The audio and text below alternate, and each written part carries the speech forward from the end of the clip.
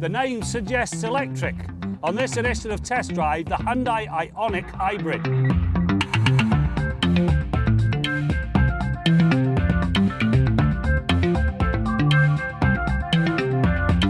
Talk hybrid and most immediately think of the Toyota Prius. It has ruled the roost for the last 17 years through 4 generations. Its dominance is now under attack, the latest being from Hyundai. The Ioniq is offered one of 2 ways, as an all-electric ride, or in the case of a tester, as a hybrid. Now down the road, it will be joined by a plug-in version. Now any car has to be equal parts of form and function. Now this thing being a hatchback, lots of function, and it's got pretty good form, but unfortunately the form takes precedence over function right here. This spoiler splits what you see through the rear view mirror, half through here, half through here. The problem is this half gets very dirty in inclement weather, and this half could do with a rear wash wiper. The design didn't work for Honda, it didn't work for Toyota, and it does not work for Hyundai.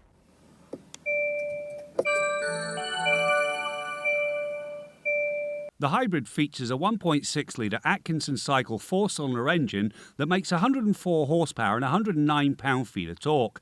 Not much as it appears on paper. However, when you throw in the electric motor that's sandwiched between the engine and the 6-speed twin-clutch transmission, and you end up with respectable numbers. In this case, a net system output of 139 horsepower and 195 pound-feet of torque.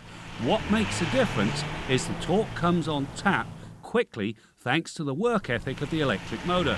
While it only delivers 43 horsepower, it gives you access to 125 pound-feet of torque right from the word go. The Ioniq's hybrid powertrain comes together very nicely. The transition between electric and gas is commendably smooth, and it delivers the desired fuel economy. In this case, a test average of 5.9 litres per 100 kilometres. Now that's pretty good any way you cut it, especially when you consider the gas pedal was not pampered. The decision to go with a 6-speed transmission rather than the CVT pays big dividends, not the least of which is the fact it does not cause the engine to motorboat under hard acceleration. Engaging the sport mode also has a very real effect on the throttle response. Yes, it takes 10 seconds to race to 100 kilometers an hour, but the mid-range is strong enough there's no highway merging issues. The cabin of this Ioniq is very pleasant, nice materials, decent seats, and it's got a very good infotainment system that gives you fast and easy access to both Android Auto and Apple CarPlay. Now the plus there is the fact that they give you access to navigation even though this car doesn't have it. Just watch your data. The anomaly, this thing comes with a flat bottom steering wheel. Now you normally expect to find this kind of equipment in a sports car, not in a car that focuses on fuel economy. The Ioniq suspension is well balanced. It's comfortable on the highway without allowing too much body roll through the corners. The only trait I did not like was the back end felt light when the car was pushed hard.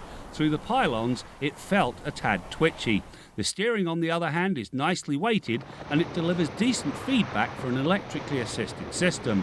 Likewise, the brake pedal is not as mushy as many hybrid systems, which is a very good thing.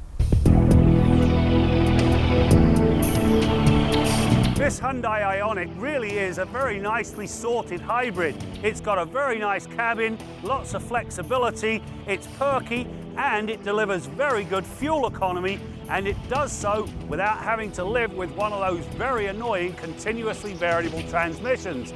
If they clean up the rear sight lines, this thing's a winner.